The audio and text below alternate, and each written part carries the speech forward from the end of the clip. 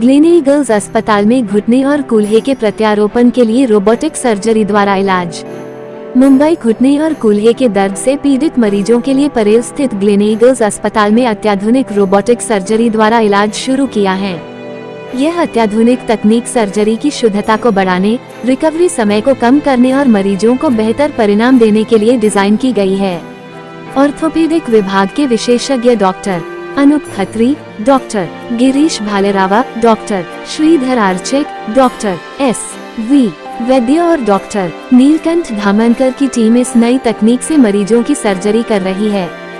इस तकनीक से डॉक्टर पहले से सटीक योजना बना सकते हैं और ऑपरेशन के दौरान भी बदलाव कर सकते हैं, जिससे मरीज को बेहतर परिणाम मिलता है।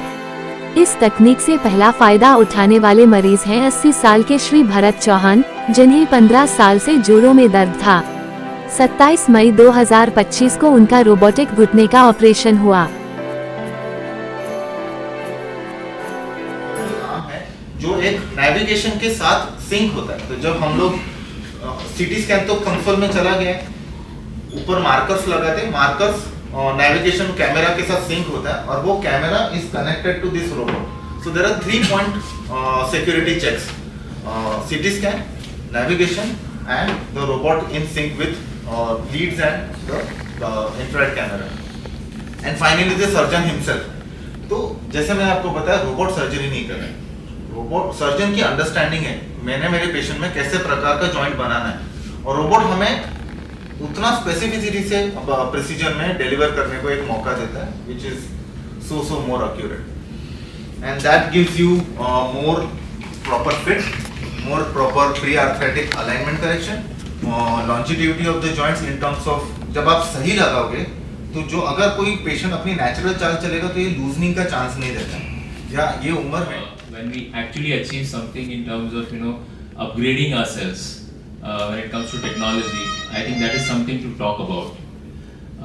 All of us know that India is aging in terms of our population is also aging. We see a lot of patients who have knee pains, osteoarthritis, and so on and so forth.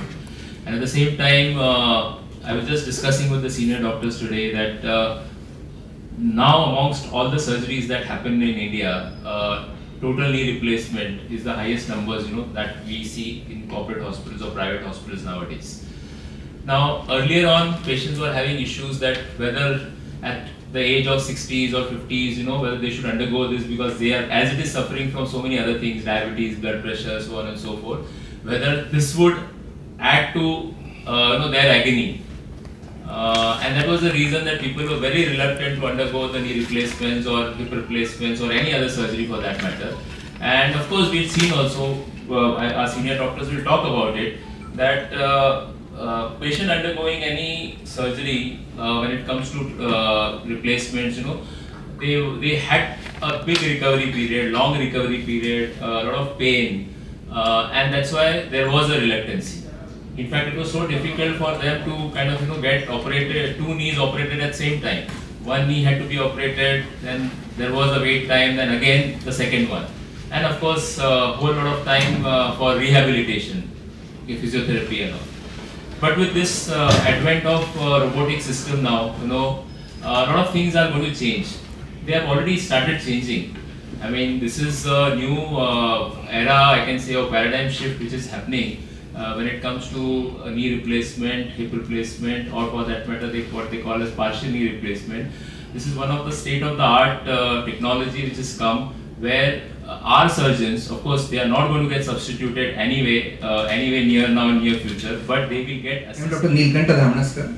I am working in clinicals with as an arthroplasty surgeon. It's a joint replacement surgeon. Just to give you a brief history about arthroplasty. Knee replacement, joint replacement is one of the most successful surgery in our field. To understand the importance, what do you mean by joint replacement?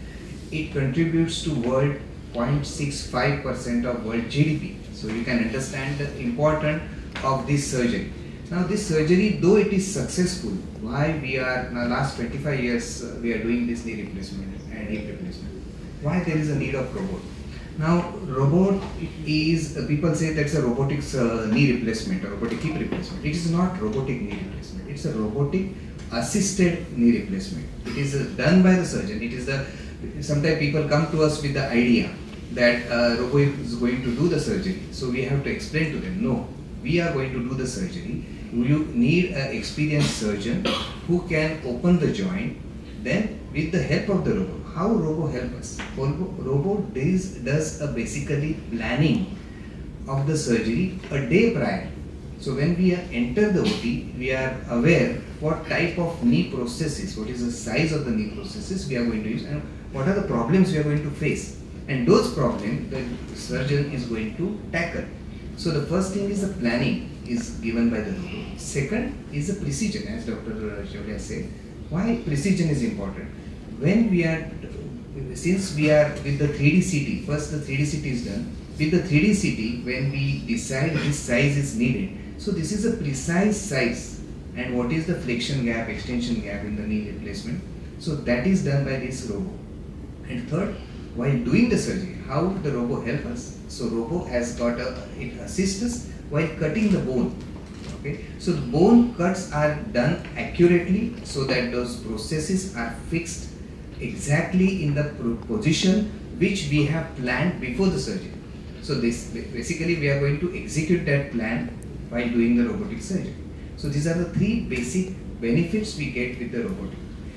Initially also the success rate, as Dr. Vaidya said, that around 94% people used to live till around 15 years of survival for that process.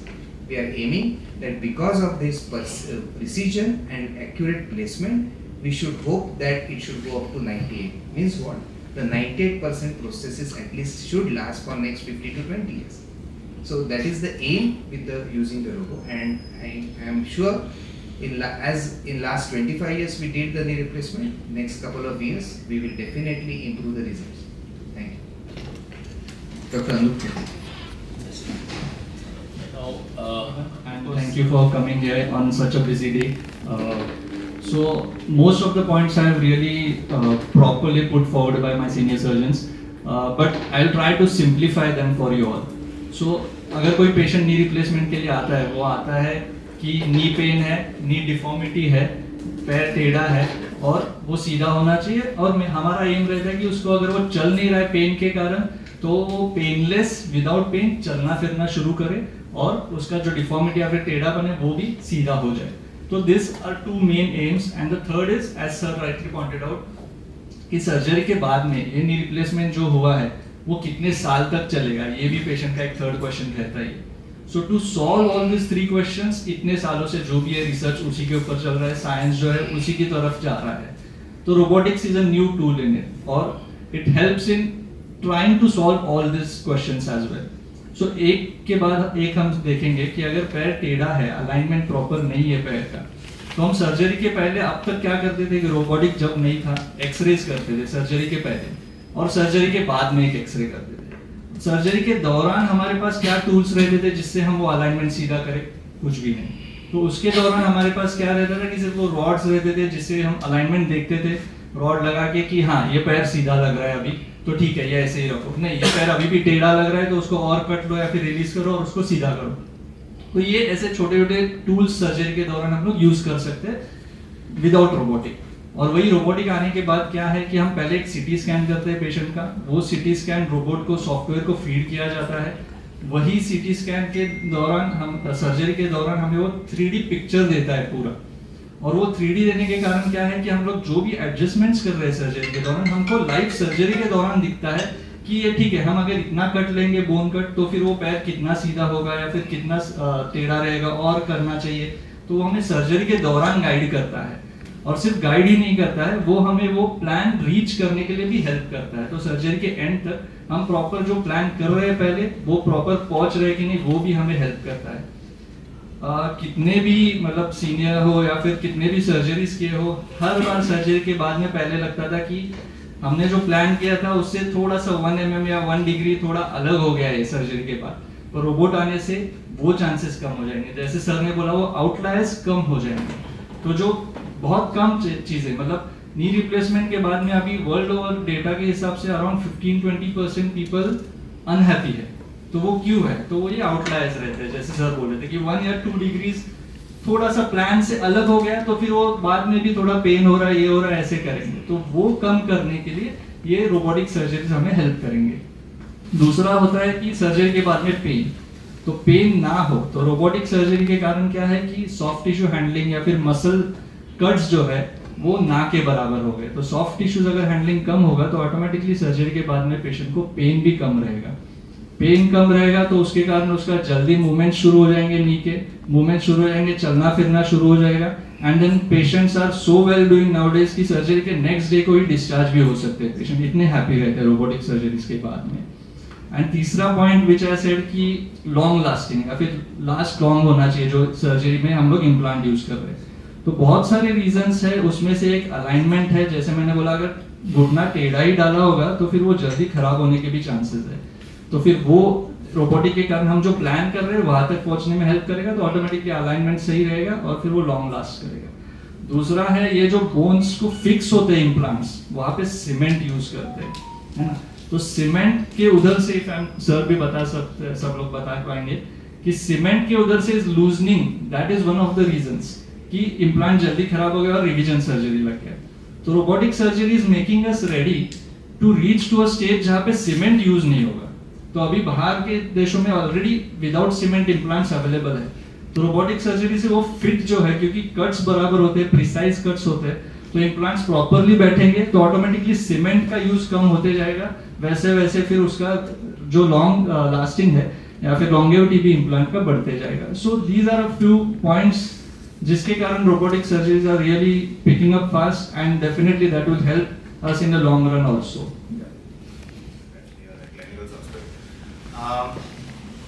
जैसा सबने आपको बताया है कि arthritis का introduction हो गया है, रोबोटिक टेक्नोलॉजी का इंट्रोडक्शन हो गया है, तो डेफिनेटली रोबोट क्या कर रहा है, क्या क्यों आया रोबोट? रोबोट आने का गरज 30 सालों से हो रहा है अपने देश में सर्जरी, अपने वर्ल्ड ओवर। तो what does this technology makes you change is that the precision, the pre operative planning. जो हम लोग टेक्निक ऑफर कर रहे हैं, रोबोट हमको उसमें हेल्प कर रहा है। रोबोट कोई खुद सर्जरी नहीं कर रहा है, we are just doing it and it is helping us to add on to the precision to a specificity of 0.1 mm.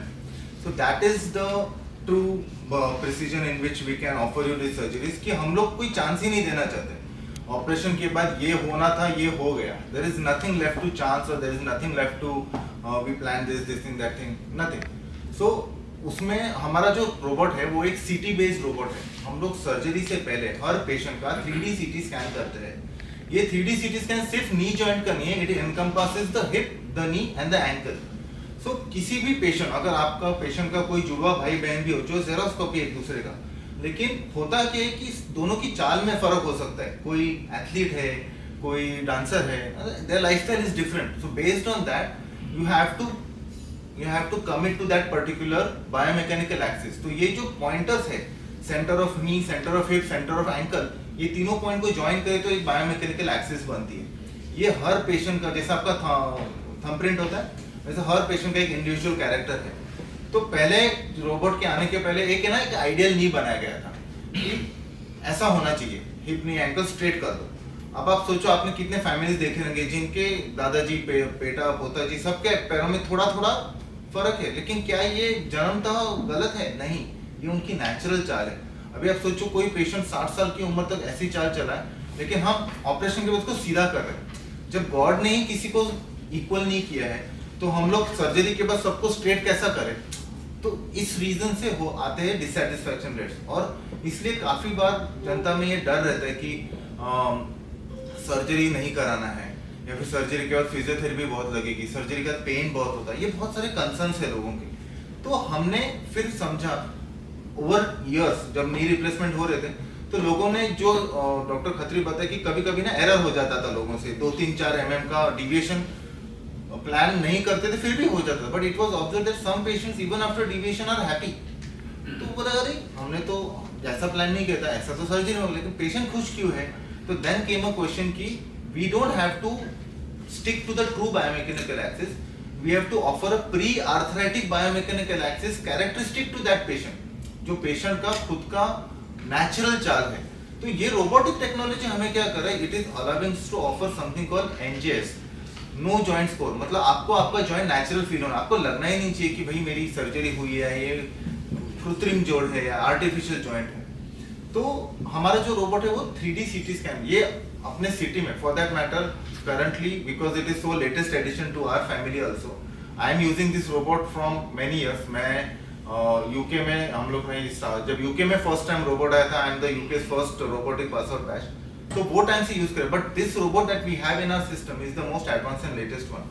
क्या है इसमें एडवांसेस, इसके अगर कैरेक्टरिस्टिक बताई जाए तो जैसे मैंने बताया सीटी स्कैन है, तो हम हर पेशेंट का इंडिविजुअल सीटीज करते हैं। तो ये कोई आइडियल नी को रिफर नहीं कर रहे हैं, हम उसी पेशेंट की नी को रिफर कर रहे हैं, जिसमें हम लोग ये अलाइनमेंट, तो हम लोग प्री ऑपरेटिव टेम्पलेटिंग करते हैं, 3D टेम्पलेटिंग। इसका जब 3D इमेज बनता है तो हम लोग उसको ऊपर सर्जरी पेशेंट को टच करने से पहले कर रहे हैं, तो we know the implant positioning, so this becomes much more customised to that patient. Once we know this part, operation के दौरान हम लोग ये मेजर करते हैं। तो इसमें जब हम स्टार्ट करते हैं प्रोसीजर, जब जॉइंट एक्सपोज होता है, जॉइंट एक्सपोज के बाद हम इसका मैपिंग करते हैं, कार्टिलेज मैपिंग। जोड़ ना पूरी तरह से एक साथ नहीं खसता है, नी जॉइंट हो, हिप जॉइंट हो, ये रोबोट एनेबल्ड है नी जॉइंट के लिए, हिप जॉइंट के लिए, partial knee, total knee, partial hip, total hip, hip by anterior approach also, hip by posterior approach also. So आपको कोई भी जॉइंट समझने के लिए 3 एस्पेक्ट्स है, एक है अप्रोच टू द जॉइंट, एक है कस्टमाइजेशन ऑफ द जॉइंट, और एक है रोबोटिक प्रिंसिपल्स और conventional principles of the joint. सो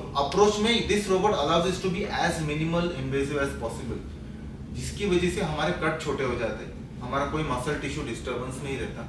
अगर मसल टिश्यू डिस्टर्बेंस नहीं है तो पेशेंट का रिकवरी फास्ट है, फिजियोथेरेपी की डिमांड कम हो जाती है।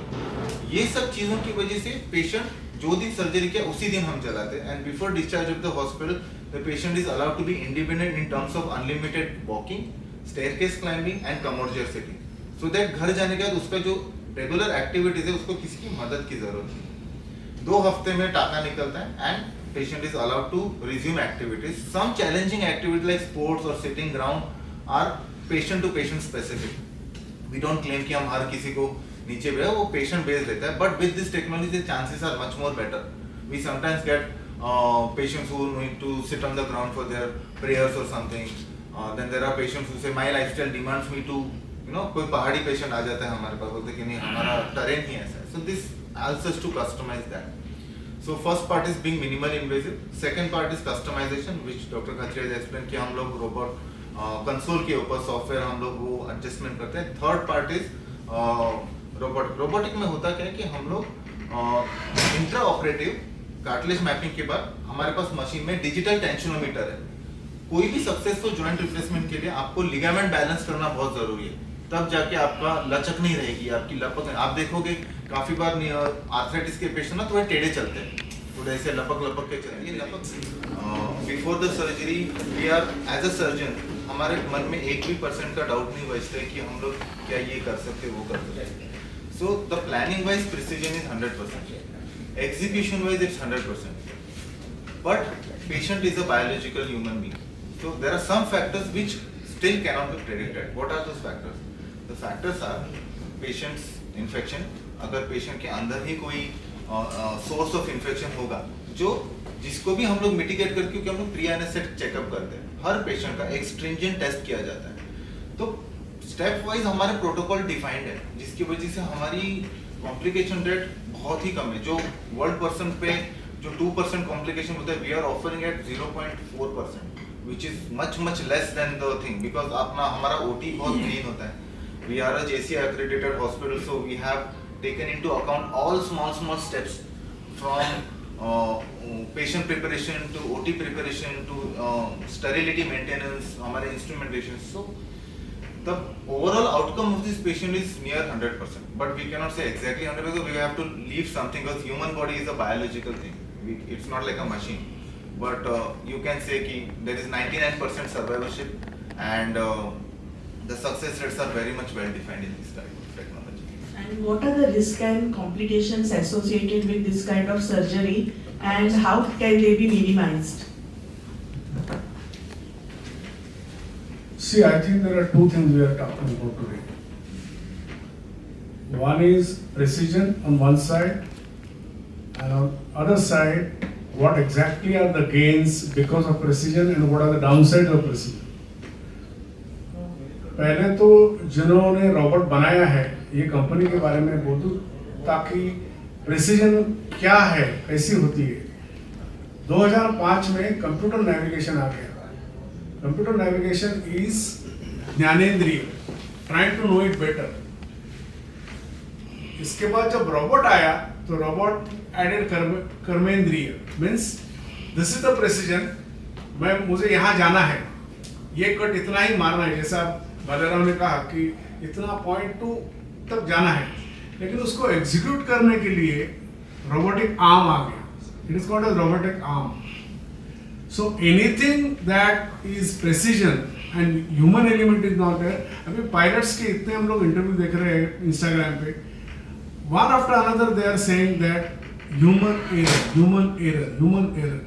You take human error out of everything and you definitely have better checklist, better buzzer alarms. आप ये सब लोग सुन रहे हैं, अभी ये सब एयरक्राफ्ट के 171 का हम लोग सुन रहे हैं। That is what is robotic surgery all about in general. Now it is there in prostate, it is there in liver, it is there in heart, and orthopedic there is something called as a robotic journal. इसमें 7 years report orthopedic के आ गए। So ये दुनिया के साथ हमें चलने के लिए with leadership in position we are going to 100% have better result. लेकिन कॉम्प्लिकेशन कई रोबोट की वजह से नहीं होती है। कॉम्प्लिकेशन है, जैसे भालेराव ने बताया कि भाई इनका फना ब्लड का टेस्ट करना है, इन्फेक्शन के लिए करना है। ये जो प्रिसीजन आर्म है चेकलिस्ट को बहुत मुलायम बना देता है। To add on to this, one of the first I can say, which was started to be used for joint replacement surgery, started in 2005 I guess. यूनिकोंडाइलर replacement के लिए उन्होंने पहले स्टार्ट किया था, जब ज़्यादा कोई रोबोटिक सर्जरीज, मतलब रोबोट्स भी नहीं थे for joint replacement surgeries, they all added on later on. So since 2005 to now almost they have been a lot of published papers also. So medical इसमें भी बहुत सारे उनके पब्लिश्ड पेपर्स हैं जिनमें कि रिजल्ट्स अच्छे हैं, कॉम्प्लिकेशंस कम होते जा रहे हैं. So that is all shown. So over last 15-20 years they have been upgrading themselves.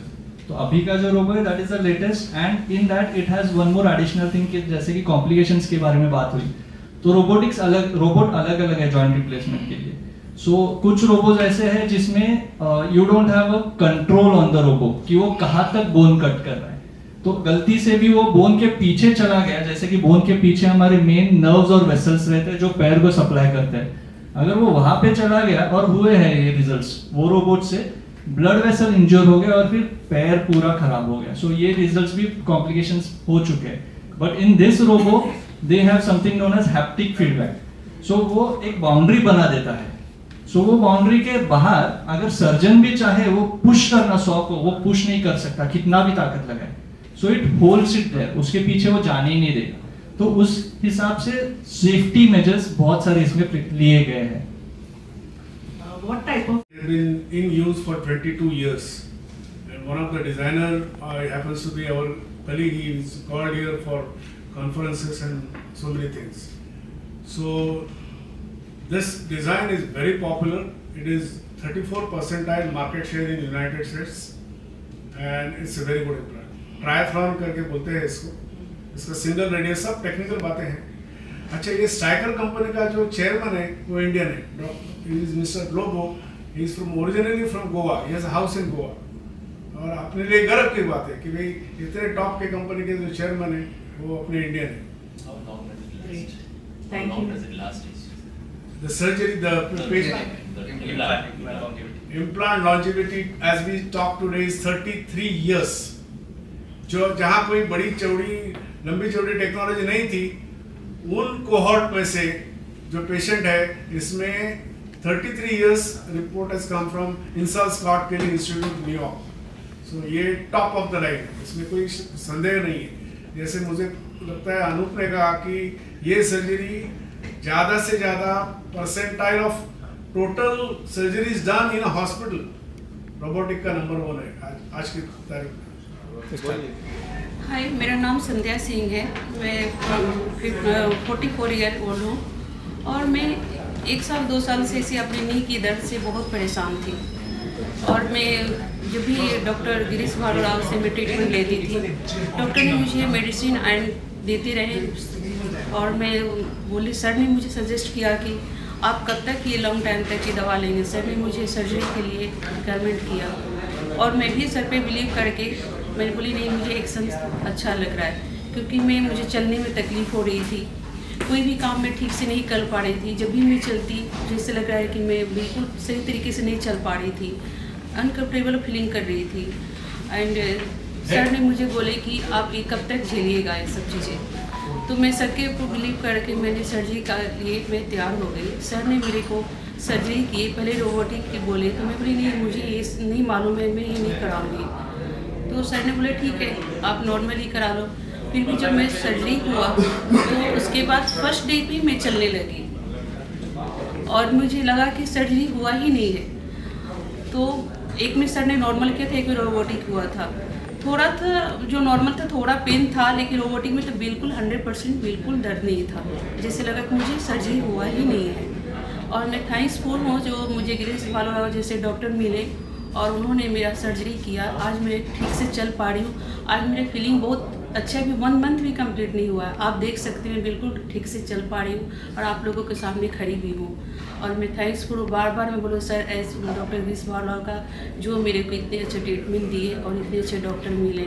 शायद सबको ऐसे डॉक्टर मिले और सब ऐसे आप लोग अपनी अपनी ट्रीटमेंट कराएं और अपने दर्दों से छुटकारा पाएँ। Thank you. मेरा नाम डॉक्टर गिरीश भालेराव है। मैं ग्लेनिगल्स हॉस्पिटल परेल में फुल टाइमर कंसल्टेंट की हैसियत से काम कर रहा हूँ। हमने आज हमारा robotic joint replacement program launch किया है, जिसमें हमारे पास मोस्ट एडवांस रोबोट के साथ हम ये सर्जरीज जनता के लिए ऑफर करते हैं जो पीड़ित है ऑस्टियोआर्थराइटिस या संधिवात के लिए।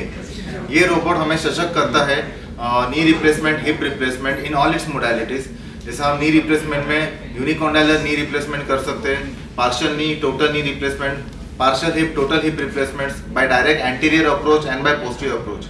हमारा जो ये संकल्प है, इसमें हम minimal invasive customise robotic joint replacement, जो सबसे आधुनिक टेक्नोलॉजी है जॉइंट रिप्लेसमेंट्स की, वो हम ऑफर करते हैं हमारे पेशेंट्स के लिए। Thank you. प्लीज़ इसका ज़्यादा से ज़्यादा लाभ उठाएं। नमस्ते, मैं डॉक्टर अनुप खत्री हूँ, क्लिनिकल्स हॉस्पिटल परेल मुंबई से जॉइंट रिप्लेसमेंट सर्जन। नी अर्थराइटिस बहुत कॉमन है और उसके लिए नी रिप्लेसमेंट सर्जरीज भी बहुत होते रहते हैं, पर हम ज़्यादातर देखते हैं कि कई सारे पेशेंट्स नी रिप्लेसमेंट के बाद में भी नाराज़ रहते हैं या फिर थोड़ा बहुत दर्द इधर उधर होते ही रहता है। तो ये सॉल्व करने के लिए हमें मदद करेगा ये है जो robotic joint replacement surgery. Robot की मदद से हमें वो पेशेंट्स जिनको सर्जरी के बाद में दर्द होता है या फिर वो नाराज़ रहते हैं, वो कम करने में हमें मदद हो सकती है। नमस्कार, मैं डॉक्टर श्रीनंद विश्वनाथ वैद्य। मैं जॉइंट रिप्लेसमेंट सर्जरी गए 28 साल से कर रहा हूँ और इसके रिजल्ट बहुत बढ़िया है। जो घुटने के प्रॉब्लम वाले पेशेंट होते हैं, जिनको आर्थराइटिस कहते हैं, वो पेशेंट आज 95% पेशेंट अच्छी तरह चल रही है 20-20 साल के बाद। कोई भी चीज़ में प्रेसिजन लाना और ह्यूमन एरर जो बोलते हैं उसको कम कराना, ये कोई भी इन्वेंटर का एक चैलेंज रहता है। ये चैलेंज हम लोग सक्सेसफुली टैकल कर चुके हैं।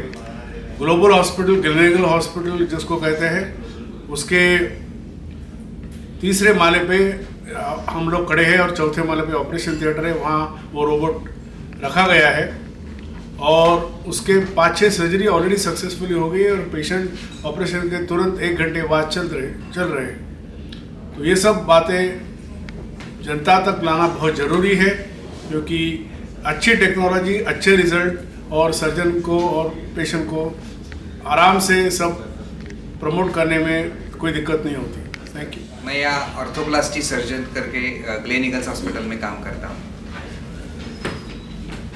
Joint replacement is a very successful surgery जैसे मैंने बताया, लेकिन जो कॉम्प्लेक्स नीज रहते थे, जिनमें बहुत डिफॉर्मिटी रहती थी, जिसको हम लोग एक्स्ट्रा आर्टिकुलर डिफॉर्मिटी बोलते हैं, घुटने के ऊपर वाले हिस्से में और घुटने के नीचे वाले हिस्से में जब भी डिफॉर्मिटी रहती है और पैर बहुत टेढ़ा रहता है, वो पोजीशन के वक्त हमें रोबोटिक नी रिप्लेसमेंट बहुत हेल्प करता है। एक ध्यान में रखें, रोबोटिक जैसे मैंने तभी भी बताया कि robotic surgery is done by the surgeon. Robotic assisted surgery, इसमें इसकी वजह से कॉम्प्लेक्स नी रिप्लेसमेंट करना, बहुत एक्यूरेटली करना काफ़ी इजी हो जाता है एंड रिजल्ट्स उनके ज़्यादा अच्छे रहते हैं। Thank you.